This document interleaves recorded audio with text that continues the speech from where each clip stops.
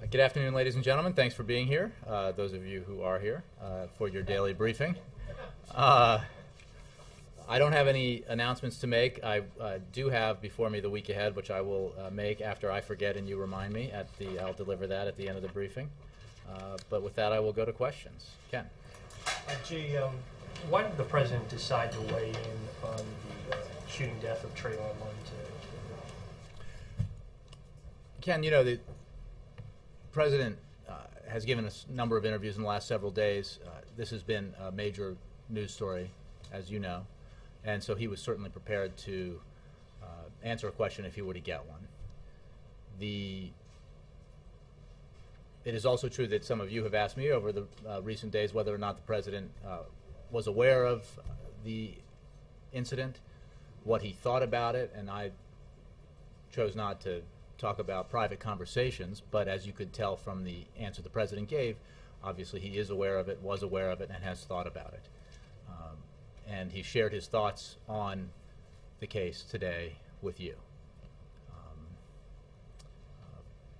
And that's my answer. The White House had appeared to be reluctant to talk about this case. Was there some development? Was there something that touched a nerve with the president where he wanted to speak out? No, again, I think given that he's president of the United States and he's going to speak with you all and other reporters with some regularity, it was inevitable, given the high-profile nature of this story, that he would be asked about it. He certainly had thought about it, was aware of what's happening with regard to it in terms of the investigation locally by local law enforcement, the task force now that's been established by the governor of Florida, as well as the Department of Justice's investigation. So given all that, it was inevitable probably that he would be asked about it. So he had thought about it and was prepared to answer that question when he got it. Does he have any intention to call Trayvon's parents? I don't have any information in that regard now. Jeff. Jay, in the aftermath of this morning's announcement, before that comment about the World Bank, can you tell us a little bit about how the president chose Mr. Kim? At what point did he select him, and what are some of the background details to this? What seemed to be a surprise announcement. Well, first he looked at all the reports in the press with lists of names, and he took those, and then he added to them other candidates. Now, this was a very deliberative process, and the president understands the importance of the World Bank, as he mentioned today. Its name doesn't really convey everything that the World Bank does and its important work, and he wanted to find someone who was really perfectly suited for the World Bank's activities, especially now in this time in history. Dr. Kim represented, with his combination of experience and expertise, the variety of things he's done in development and health, as well as, of course, being president of Dartmouth College. He represented to the president the ideal candidate for the job, and that's why he chose to nominate him. When did the president first meet Dr. Kim? I don't have that information. I'm not sure when they first met. Can you talk about who in the administration proposed him, or who may have been advocating for him? Well, certainly Secretary of State Hillary Clinton, Secretary of the Treasury Tim Geithner were advocates. I believe Secretary Clinton might have been the first to suggest Dr. Kim. Both those individuals were supporters of the idea, which is not to suggest that others who are under consideration were not also seriously considered and supported by very senior advisors to the president. They were. There were a number of highly qualified individuals considered. Can you talk about who some of those names were now that you've announced the winner? Well, I'm not going to go. I don't. I think some names that have been out there are accurate, and look, a lot of them are people that the president relies on to this day for advice and counsel and guidance, including Larry Summers, including Ambassador Rice, including Senator Kerry, among three names that have been talked about, and those three individuals certainly are people that the president depends on quite a bit for with their wisdom and counsel. Did any of them turn it down before he chose? You know, I think some some of it's been reported. Others have spoken to this. I'll let them do it for themselves.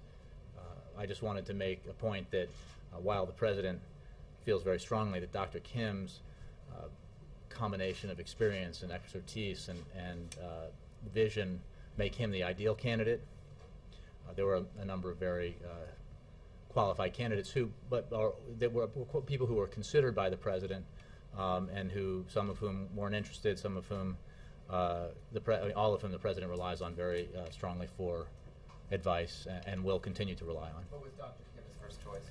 Absolutely. Dan. Thank you.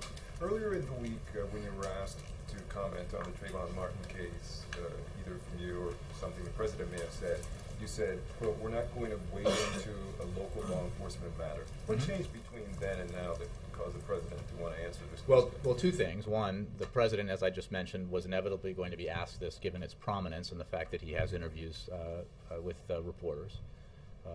Two, the president that's clear. He could have, but he felt he did have some thoughts on the matter. He made clear at the top of his comments that the importance he attaches to not to being careful about it because of the investigations that are ongoing.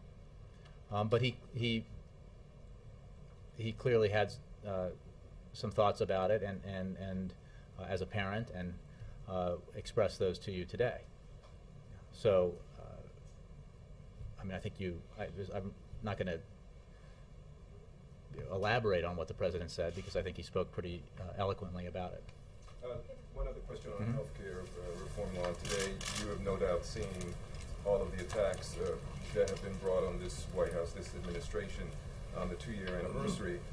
The RNC, in a statement, said that President Obama is not celebrating. He would rather Americans forget about his signature accomplishment because today it is a massive, undeniable failure and a heap of broken promises. What is your response to some of this talk from Republicans and other Americans out there who are clearly still unhappy with healthcare reform? Well, I'll say a couple of things to your last point. I think there was a story just recently about the disparity in the amount of money spent in the propaganda PR wars on this issue, 3-to-1 at least, spent against the Affordable Care Act and efforts to mischaracterize it, mislead Americans about what it is, versus those who advocated in favor of expanding health care coverage for 30 million Americans, expanding coverage for young Americans, expanding coverage for seniors, by building on the private sector system that we have, the private health insurance system that we have. There's a lot of misinformation about what the Affordable Care Act is. The fact is, as you know, we released a comprehensive report on the Affordable Care Act at its 2-year anniversary today. The President's very proud of the work that Congress did and his administration did to make this 100-year quest a reality. And we are focused on implementing that bill, that law. Thanks to the Affordable Care Act, 2.5 million more young adults have health insurance on their parents' plan. 5.1 million seniors with Medicare saved $3.2 billion on their prescription drugs. And everyone on Medicare can get preventive services like mammograms now for free. Insurance companies must spend at least 80% of your premium dollars on health care and not overhead, and cannot raise your premiums by 10% or more with no accountability. It is illegal now for insurance companies to deny coverage to children because of a pre-existing condition, and in 2014, discriminating against anyone with a pre-existing condition will be illegal. Now, what the RNC and others who are critics of this leave out in their attacks is that they want to go back to a system where insurance companies have all the rules on their side, not consumers, not the American people, where they can deny your coverage like that if you have a pre-existing condition, where they can say no if you want to add your child to your health insurance policy, where they can throw you off your insurance policy if you get sick. Those are some of the benefits that critics would repeal. And the President strongly believes that is a mistake, and he certainly will not shy away from the opportunity to debate that vision versus his own when it comes to providing health care to the American people. And then April.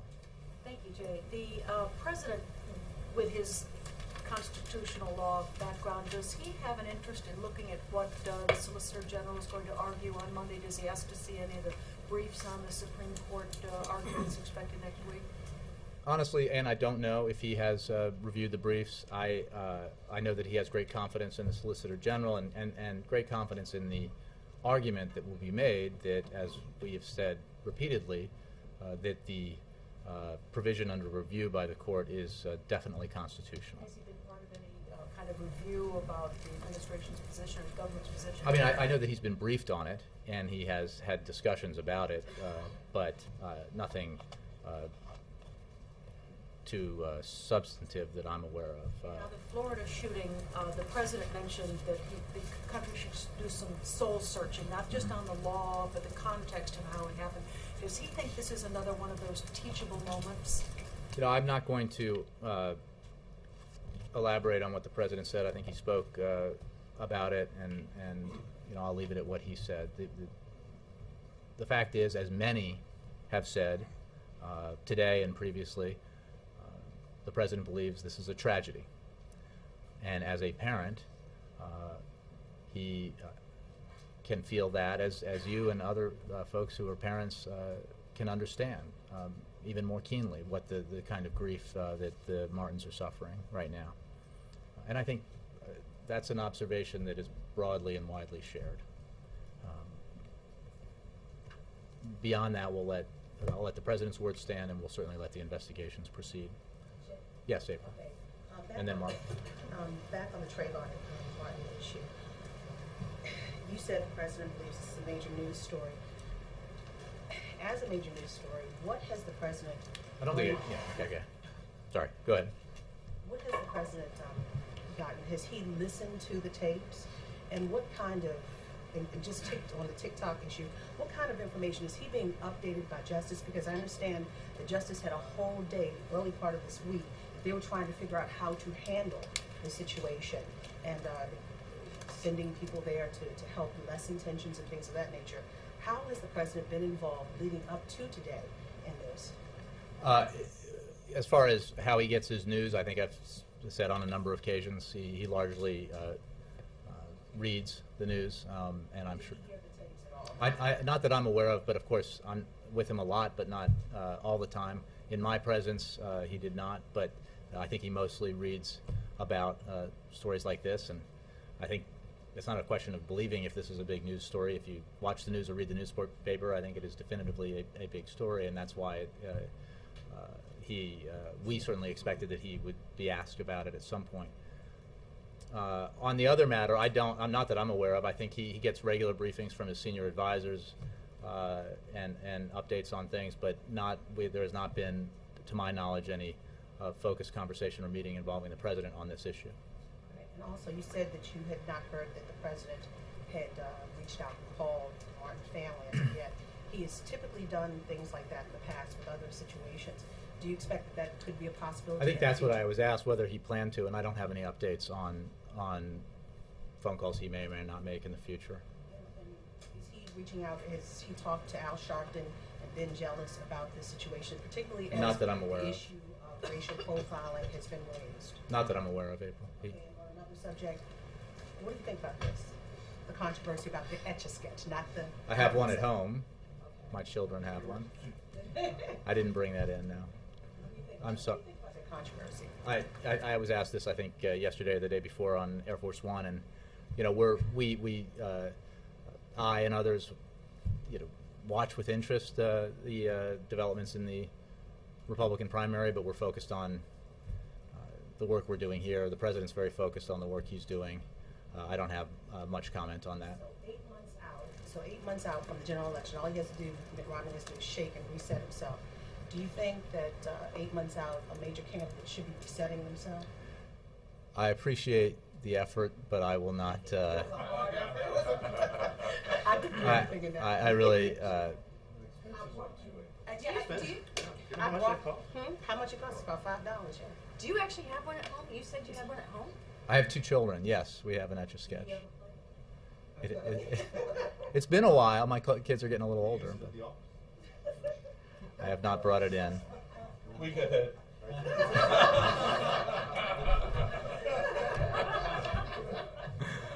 I did say Mark was next. Yeah.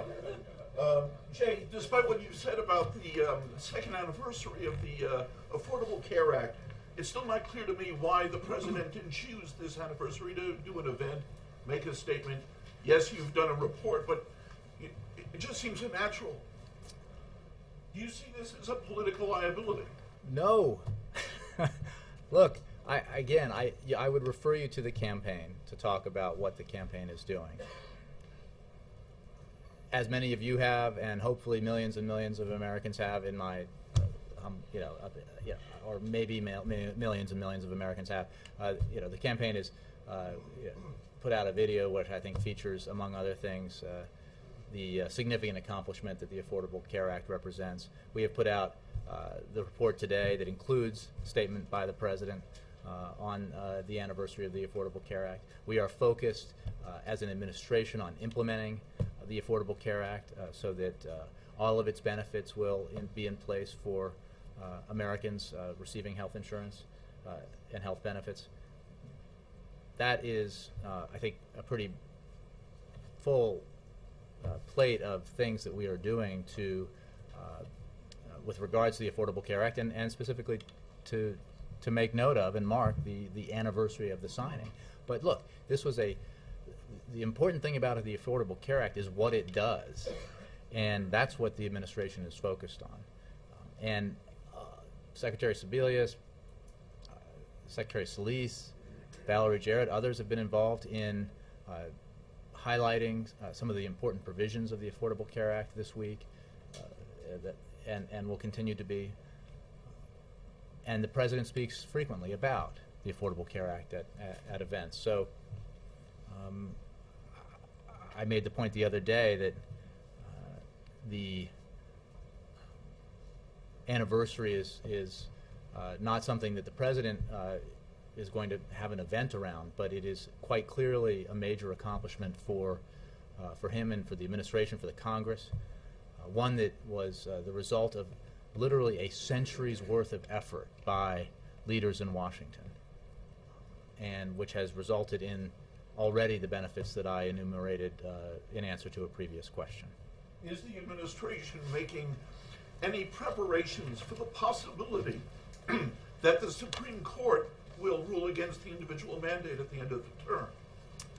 I would refer you to HHS, but not that I'm aware of. We are, of course, actively working with the states to implement the law, the exchanges, the other provisions of it, and believe very strongly in the argument that the Affordable Care Act in its entirety is constitutional. Yeah. Jay, on Trayvon Martin, since the president does have strong feelings, as you said and as he said, why did it take the Justice Department so long to intervene if this young man was killed on February 26th? Admittedly, the media didn't jump on it early either. We're not perfect. It was not something that got national attention right away. However, the Justice Department is there to protect people's rights. Why, in retrospect, do you think that the Justice Department was too slow to get involved? I would refer your question to the Justice Department. Justice is investigating this. I would refer you to the Justice Department for their procedures and how they look into matters like this and make decisions about investigating. I just don't have a comment on that. On a different subject, at TSA, there's been some controversy about the administration trying to cut back on armed pilots. It's a program, the Flight Deck Officers Program. Is that anything that you focused on? Or I have to take that question. I'm sure you should largely seek your answer over at TSA.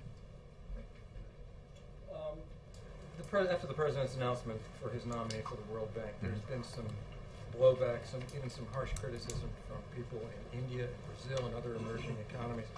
Their argument is that it's about time for a non-American to take that post. It shouldn't be an automatic. What's your reaction to that? I would simply say that the president nominated someone today that he believes will be an exceptional president of the World Bank, and whose experience in the field that is the central principle behind the World Bank's mission, that is to reduce poverty and support development, is broad and extensive. We have already seen extensive support for the nomination, statements of support, not just from Americans like former President Bill Clinton and Paul Farmer, but the Rwandan president, Paul Kagame, who says, "I was delighted to learn that Jim Kim has been nominated for this post, as he is a true friend of Africa and well known for his decade of work to support us in developing an efficient health system in Rwanda." So I think we certainly hope that, and have seen already, that Dr. Kim will receive broad international support. Assuming he is confirmed by the board, when do citizens of emerging economies get their shot? When does it stop being an automatic that it be an American citizen? My extensive, or not so extensive, research into the history and of the World Bank and how its leaders is chosen has been exhausted already. So I think you ought to take your question, perhaps, to State or Treasury. And finally, let me follow up from the Rose Garden. The president, the one sentence that the president uttered out there: "If I had a son, he'd look like Trayvon," is the thing that's really driving the coverage of that, his statement today. What exactly does he mean by that? Can you elaborate on that? Well, I think he spoke very clearly and thoughtfully about, on the personal side, his reactions to this case, and I'm not going to elaborate on that. The president has spoken, and I'll point you to what he said. Let me move around a little bit. Jared, a follow-up, Andre? In a second, but yeah. Jay, when the president marks the anniversaries of legislation like the Ledbetter Act, or when he marks the anniversaries of major events, and I'm sure that there might be something on May 1st for the anniversary of the death of Osama bin Laden, anniversaries do matter, so I guess I'm trying to understand why, even compared to its siblings, other legislation, I mean, he's kicked out even just statements for things like Roe versus Wade. So state legislation, Supreme Court decisions, major events, why does this one among its siblings not get some kind of bigger marker? I'm not sure how else I can answer the question. I think I've answered it in a number of ways over a number of days. The implication is somehow that it is not an anniversary that is significant, and therefore the underlying accomplishment is not significant. Everything we have done and he has said proves otherwise. The lack of an event on a day when he announces the World Bank, a day when he has other meetings, and a day when he flies to Korea should not suggest otherwise. We are focused on the implementation of it. And again, I think you need to examine the premise behind these questions, because if the implication is that we are somehow not, and the president is not fully taken ownership of the Affordable Care Act, I mean, look at everything else that says that that's a ridiculous assertion, including, again, as somebody who's simply watched it, as anyone else can online, look at the campaign's video. Because this is all, like most questions that you're asking, in the context of the campaign, and somebody said, oh, is it a problem politically? Well, it certainly looks to me, as an observer, that the campaign doesn't think so. The president's campaign doesn't think so. So, and the report that we put out today suggests we don't think so. And the fact that the critics of the reform have no answer to the question, would you then have it be the way it was before, when insurance companies could throw you off if you got sick, or they could prevent you from getting insurance, or your child from getting insurance because he or she has a pre-existing condition? They have no answer to that. So this is not a debate we will shy away from. And one other thing, Jay, about the president, when he was on an official event last night, there was an interaction with someone who was interrupting the president, and he said, you know, something along the lines of, if you want to have your own rally. Was the president campaigning that night or even in that moment? Because the word rally just seems like a loaded campaign word. I'm just trying to figure out if the president was campaigning or if this was an official event. Jared, he was at Ohio State University where they have developed the fastest electric car in the world at 308 miles per hour. And they're developing one that can go 400 miles per hour. That's an amazing thing, right? I know. He wishes he could test drive it, as I did. But as part of a 2-day trip to highlight his all-of-the-above energy strategy, which includes, obviously, a focus on development of battery technology, which is the essential ingredient to these kind of automobiles. So the answer to your question is no. The gentleman that you were referring to was very persistent, and anybody who was there obviously wanted to have himself heard, and the president accepted the book that he passed up. But that was really all there was to it. The president doesn't think he's campaigning when he's at that event. No, Jared, he doesn't. But thank you for the question. Yeah. The Korea trip, and specifically the DMZ visit. I know we've talked to your colleagues, before on the call about this, but the president's been to Korea before. This is the first time he's visiting the DMZ. Can I ask you on camera? Mm-hmm. Is this a poke in the eye for the new Korean leadership that has taken place since the other visits? No, it is something that obviously previous presidents have done. This president is looking forward to visiting the DMZ. I think it reflects the commitment to our South Korean allies, to the security of South Korea. It reflects the president's appreciation for the U.S. troops who are stationed in Korea. It is not about a change of leadership in North Korea. Our issues with North Korea are today as they were in the past, and we're continuing to focus on that as part of the overall issue of nuclear security.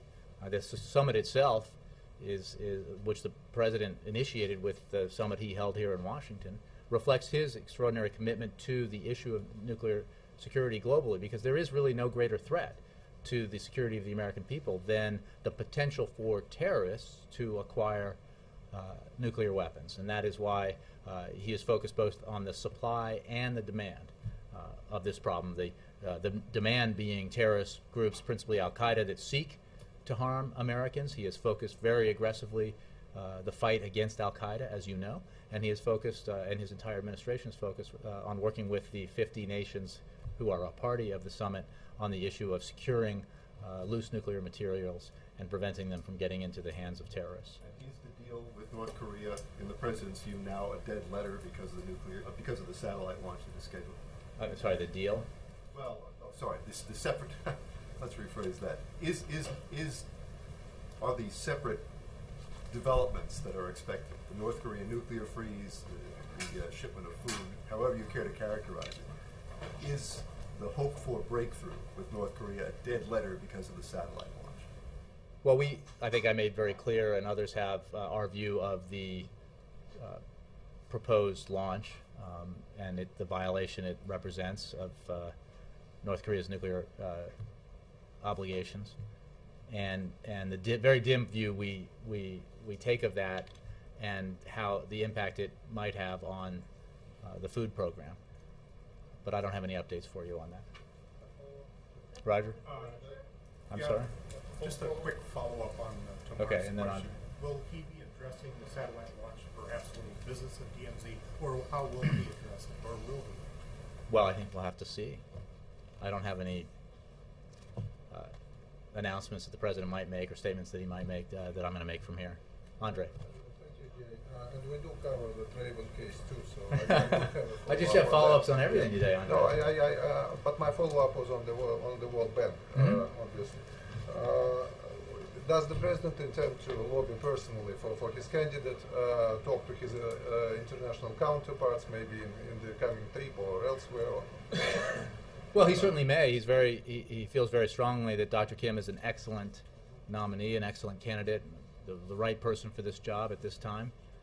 I certainly wouldn't preclude that possibility. I haven't had that conversation with him or heard it discussed within the context of this summit, but we are certainly advocating for Dr. Kim. Secondly, in the same vein, he's not running unopposed. The Nigerian Minister of Finance and Economy has been put forward. She has a difficult name, but she has a sterling reputation and professional qualifications. She used to run the World Bank Group as managing director. So what makes your candidate better than she is? Well, I'm not going to get into a comparison of this candidate to others, except to say that this candidate, the president's nominee, is extremely qualified, has a broad diversity of experience within the very fields that are central to the World Bank's mission, and the president certainly hopes that he will win the support at the World Bank and from the board and become the next president. Yes. On Korea? Yes, on Korea, and then, yes. On the Korea trip, as the president heads to South Korea, does he regard North Korea or Iran as a greater threat to global security regarding nuclear weapons? You mean between the two? Yes. I don't think we have a ranking. I think we're concerned about both nations and their, in the case of North Korea, the fact that they, what they've done on nuclear weapons, and then on Iran, the obvious violations of their international obligations and their refusal to give up their nuclear weapons ambitions. So, both actions by both countries, by both regimes, threaten regional stability and threaten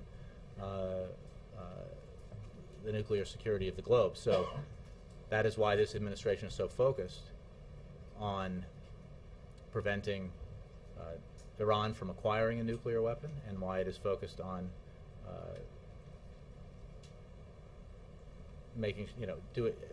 working with our allies to get North Korea to give up its nuclear program so that it can rejoin the community of nations. These are both very important issues. Yes? Given how personal the president's remarks were on the Trayvon Martin shooting, was he, and this might come off wrong, but was he eager to talk about it? Did he want to talk about it? I know you said it was inevitable. He can obviously choose to answer a question or not, so he chose to answer this and had some thoughts to offer on it, but I'm not going to psychoanalyze him for you. Yes? Thanks, Sam. Is the president fully convinced that this is the right time to resume military aid for Egypt, and does he have full confidence in the military council that it is committed to transition to civilian leadership? Well, I don't have any update for you on our position about that. I think the State Department has provided information on this. And Egypt is an important ally in the region. We have worked closely with Egypt in this period of transition, and will continue to do so. But for specifics about the decisions with regard to military aid, I think I'd point you to the State Department. Steve. The Vice President this morning speech was very critical to Mitt Romney and his Social Security proposals to raise the retirement age and slow the growth of benefits. What's the White House position on Social Security? Are we going to see any proposals, specific proposals, before the election? Well, I think you saw in the President's, both in his State of the Union last year and the President's deficit reduction proposal from September, that we believe that we can work together to take steps to improve Social Security but that the immediate, with regard to entitlements, the more immediate issue that needs to be addressed is Medicare, and the President put forward in his budget proposals on entitlements that part of a balanced approach to getting the kind of significant deficit reduction that we need to get our fiscal house in order. I don't have any new proposals to suggest to you that we're going to make, but the President is very focused on the need to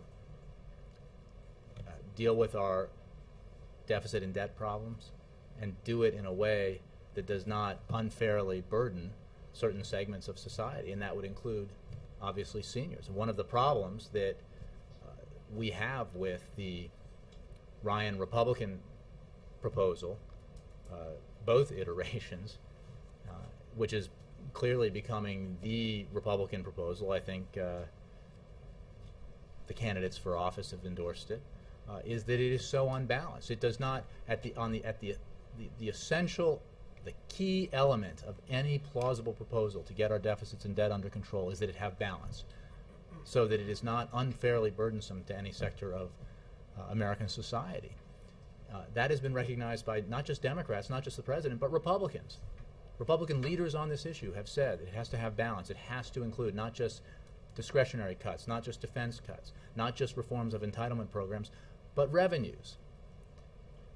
For some reason, even though this is established, moderate, reasonable thinking from leaders of both parties on this issue, the Ryan budget, the Republican budget, the budget that Republicans seem to be rallying behind, doesn't do that. It does the opposite. It gives more tax cuts to the wealthiest Americans, and to pay for them asks seniors and others to foot the bill.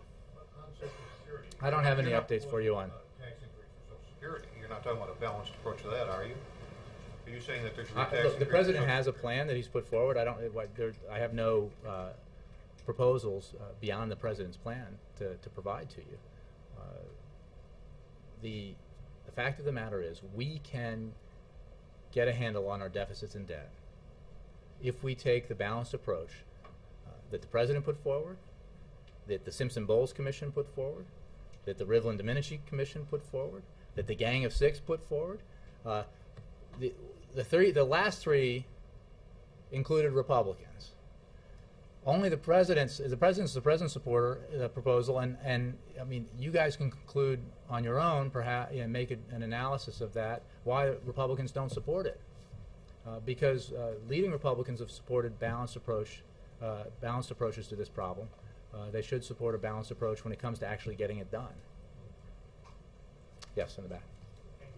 Question on President trip to Korea. North Korea just say if any statement coming out on their nuclear weapon, they will deem it as a declaration of war. So, I just want to know what's the reaction of the White House to that. I haven't heard that statement, so I don't have a reaction for you. Yes, sir. Okay, given the worldwide financial upheavals in recent years, world leaders have been talking about reforms of the world financial systems. But with the heads of IMF and World Bank still coming out of Europe and the United States just like decades ago, does the White House believe that such reform is been proceeding on a satisfactory pace or anything? Well, I'm not sure I understand that this is a question that is loosely pegged to the announcement of our nominee for World Bank president. I think the World Bank's mission is focused on reducing poverty and supporting development, not the international financial system. But this president, in the midst of a dire financial crisis that threatened to cause a global meltdown, acted quite aggressively to prevent the meltdown, and has passed, with Congress's support, a law that reforms Wall Street and ensures that we don't have the same kind of situation that helped precipitate the global financial crisis in 2007, 2008. So, and that experience is an experience that we share with others around the globe, and the lessons that we learned from it. And this, I think, is something I've talked about when we've discussed the the Eurozone crisis and the efforts there to get a handle on that, and the fact that Secretary Geithner has been very engaged with his European counterparts on that issue, and offering the kind of advice that he can, having personally been involved in the crisis here and the efforts to end it. So, but beyond that, I'm not sure that the announcement today goes particularly to your question, Donovan. Thanks, Jay. I want to go back for a minute to the healthcare anniversary. Yes. Yeah. The Republicans obviously are celebrating the anniversary. I think they put a banner up and all this. And you said earlier today that the propaganda spending against the healthcare law was like 3 to 1. And my question is, wouldn't an appearance or an event by the president help offset that? We are focused on implementing the Affordable Care Act. We also support those who are marking the anniversary, those who support or who are marking it and are supportive of the Affordable Care Act. We have put out our own report. There will be you put it in the political context, which is the only context within which Republicans put it, because they have no policy that's an answer to the need for health care reform. And there will be an opportunity for the president to debate the merits of reforming our health care system in a way that builds on the private sector, private insurance system that we have, but does not allow insurance companies to deprive Americans of health insurance because they develop an illness, or prevent them from getting health insurance because they have pre-existing conditions, and puts other restrictions on insurance companies to ensure that they spend at least 80% of your premium dollars on health care and not overhead, that they can't raise your premiums by 10% or more with no accountability. I mean, this is the other side of the argument, and that debate will be engaged when, in the fall, if the Republican nominee feels so strongly about it. It will be an interesting debate, no doubt. Should, at a political level, one of the architects of this health care reform be the nominee for the Republican Party? Because, as many have noted in both parties, the individual mandate provision of the President's Affordable Care Act bears striking similarities to the individual mandate that was put in place in Massachusetts. Any others? Chris. Jay, in an interview with me earlier this week, Elizabeth Warren told me she wants to see the president complete his evolution on same-sex marriage. I saw that story about you, Chris. Yeah, it's pretty cool, wasn't it? You're a star. Anyway, so Elizabeth Warren said that marriage equality is morally right. Will the president take her advice before the November election? Chris, I have no updates for you on that issue. But as chair of the congressional panel overseeing tower reforms, Ms. Warren oversaw the distribution of hundreds of billions of dollars to banks on the verge of collapse, and she also served as special assistant to the president on the establishment of the Consumer Financial Protection Bureau. So if the president's going to take her advice on these very complex issues, why wouldn't he do so on this very simple issue of marriage? Well, the president appreciates Elizabeth Warren's advice and service that she provided on these very critical issues that you talked about, and he gets advice from people he respects on a variety of issues, and he listens very carefully to that advice on those varieties of issues, and then he makes his decisions when he's ready to make them, and talks about them when he's got news to talk about. One brief Andrei, пожалуйста, что? Yes, does Dr. Kim want the job of the president of the World Bank? Yes. Why didn't he say so? Look, again, my knowledge of the history of this is not complete, but when you're nominated for a job, I think this is true when you, at least in our system, when we nominate potential cabinet secretaries, you don't come out and make your case. I don't think that's always the case. But in I'm certain that Dr. Kim has graciously agreed to serve if confirmed. Would you graciously provide us with the week ahead? I would graciously provide. I just said, yeah, I said, Andre, please, what? You too? Oh, you, Mark, okay. Week ahead. On Sunday morning, the president will arrive in Seoul, Republic of Korea. Later in the morning, the president will visit the demilitarized zone, also known as the DMZ. At the demilitarized zone, the president will meet with American troops serving on the Korean peninsula. In the afternoon, the president will hold a bilateral meeting with Prime Minister Erdogan of Turkey at the Grand Hyatt Hotel. Later, the president will visit the Blue House, where he will attend a bilateral meeting with President Lee of the Republic of Korea, hold a joint news conference with President Lee, and attend a dinner with President Lee. The president will spend the night in Seoul. On Monday morning, the president will deliver remarks at Hankook University in Seoul on his ongoing commitment to our continued efforts to stop the spread of nuclear weapons. Later in the day, the president will hold bilateral meetings with President Medvedev of Russia, President Hu Jintao of China, and President Nazarbayev of Kazakhstan. In the evening, the president will attend a nuclear security summit working dinner. On Tuesday, the President will attend the Nuclear Security Summit. Later in the day, the President will depart Seoul en route Washington, D.C. The President will arrive in Washington due to the changing time zones on Tuesday evening. On Wednesday and Thursday, the President will attend meetings at the White House. On Friday, the President will attend campaign events in Burlington, Vermont, and Portland, Maine. He will return to Washington, D.C. that evening. And that is your week ahead. Thank you all very much.